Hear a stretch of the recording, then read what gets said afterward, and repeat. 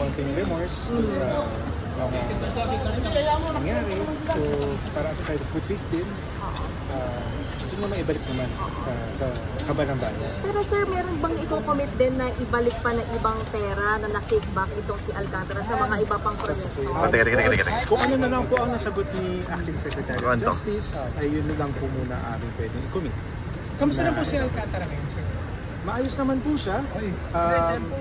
In high spirits kasi nga excited din siya na ibalik talaga itong pera to kasi nga parang sabi niya ito na lang matutulong niya para sa bayan. So gusto rin niya naman ibalik talaga yung mga anak ko.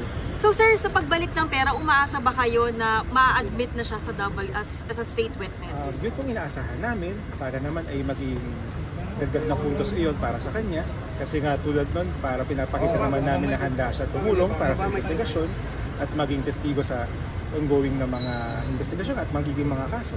So, sir, yun naman po dahil nag-submit din kayo ng counter niya. Ano pong nilalaman nito? Hindi ko na lang po i-disclose yung naman ng counter affidavit pero it's part of the process.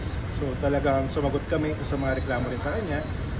Depensa rin namin yung legal defenses at meron din kaming factual na mga discussions na we will just give it with the panel of prosecutors para i-resolve ba kung ano man ang magiging take nila dun sa defenses ni Engineer. Sir, may iba na doubtful na parang maliit yung amount na 300 million. Dapat ba may madagdagan pa tong ibabalik na pera? Hindi ko po sasagutin yun at yun po ay I'll just give it to the Secretary. Baklas ka. Ayun siya. Kaliwa mo, kaliwa. Ay. May mensahe po kayo.